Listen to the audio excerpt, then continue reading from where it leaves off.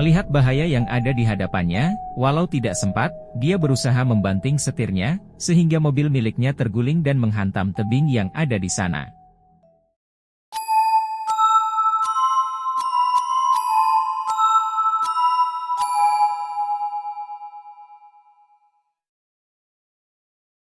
Assalamualaikum warahmatullahi wabarakatuh. Kembali lagi bersama saya di channel Danger Zone. Jadi di segmen Kismis Kisah Misteri kali ini saya akan menceritakan tentang misteri Jalan Tanjakan Emen. Sebelum masuk ke ceritanya, alangkah baiknya kalian dukung channel kami dengan cara subscribe, like, comment, and share ke teman-teman kalian semua, agar kami lebih semangat lagi untuk membuat video-video yang lebih menarik lagi. Oke, tanpa banyak basa-basi kita gas ke ceritanya. Kismis Kisah Misteri dimulai.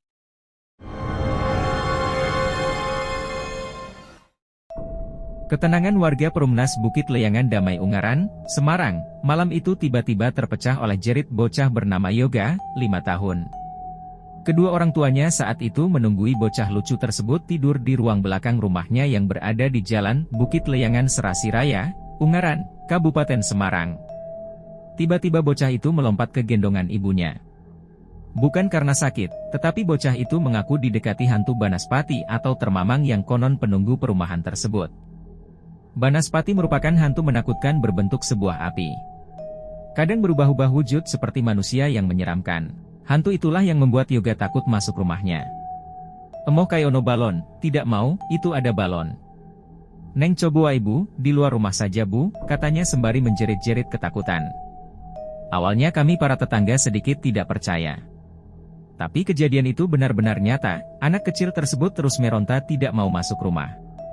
Bahkan dia meminta ayahnya untuk mengusir hantu menyeramkan itu. Tentu saja ayahnya jadi bingung karena hantu itu kasat mata.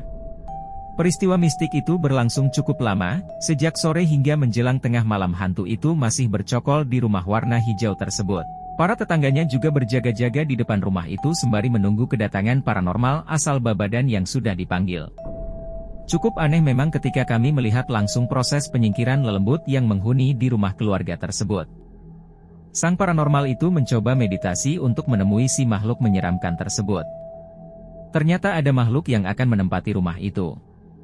Dengan daya upaya akhirnya si makhluk berwujud bola api yang bisa berubah-ubah wujud manusia menyeramkan itu pun dipindahkan ke sebuah bukit yang dipenuhi pepohonan besar.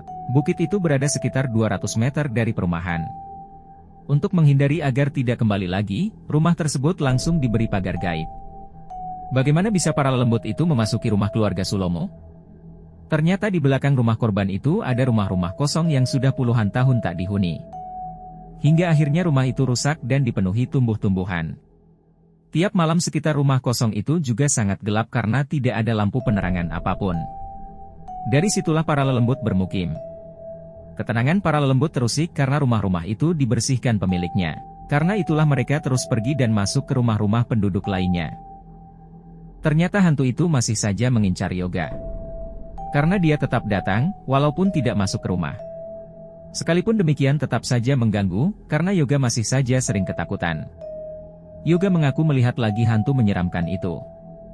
Akhirnya dipanggil lagi seorang paranormal untuk menangkap si hantu. Paranormal yang keberatan namanya disebut-sebut itu membakar sebuah bungkusan yang katanya berisi padi dan benda lainnya. Kemudian benda itu dibakar di depan rumah. Anehnya beberapa menit kemudian tercium bau wangi. Saat itulah paranormal meminta wadah yang disiapkan ditutup. Nah sekarang sudah masuk, ayo kita buang.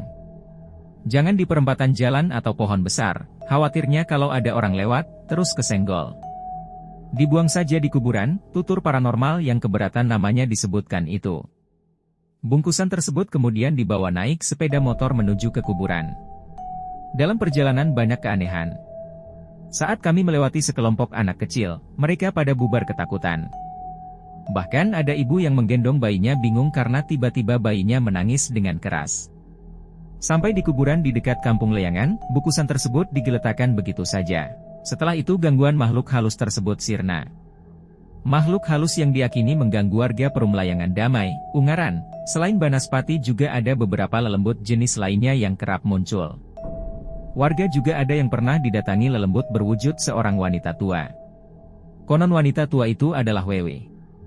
Pernah juga ada warga yang kaget saat melintas di depan sebuah rumah kosong, karena tiba-tiba muncul wanita tua sedang berdiri di sana. Pernah saat saya pulang kerja sekitar pukul 18 dikejutkan oleh tangisan bocah. Ternyata tangisan itu berasal dari rumah kosong tersebut. Bocah itu tanpa baju duduk sembari menundukkan kepalanya dan terus saja menangis. Sempat pula terbersit kalau bocah itu anak tetangga yang kebingungan untuk pulang. Tetapi ketika akan didekati, dia sudah hilang dari tempatnya. Semula dia duduk di bawah pohon mangga depan rumah kosong itu. Bulu kuduk pun langsung berdiri, merinding rasanya. Waktu itu saya pun ketakutan dan buru-buru tancap gas menjauh dari lokasi tersebut. Kalau dihubung-hubungkan mungkin saja ada benarnya di deretan rumah itu dihubungi oleh Wewe dan anaknya, yaitu bocah yang ditemui kami beberapa waktu lalu. Warga di kawasan tersebut bernama Eko juga merasa terganggu dengan adanya hantu Wewe. Kecurigaan soal hantu Wewe yang bergentayangan tersebut karena sejumlah popok bayi serta celana dalam wanita milik tetangganya pada hilang. Hilangnya pun sangat gaib, baru saja pindah tempat untuk menjemur sudah hilang.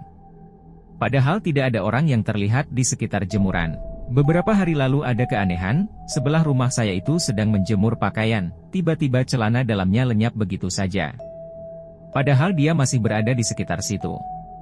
Setelah kami cerita pada warga lama, katanya sebulan lalu memang pernah ada Wewe yang mencuri pakaian wanita dan anak-anak.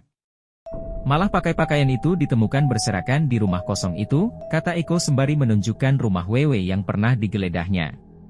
Tapi saat ini warga sudah mulai tenang, karena lelembut yang menakutkan itu sudah disingkirkan ke bukit belakang perumahan. Mungkin saja lelembut itu menempati tawar-tawar yang berada di atas bukit, atau bernaung di pohon-pohon besar.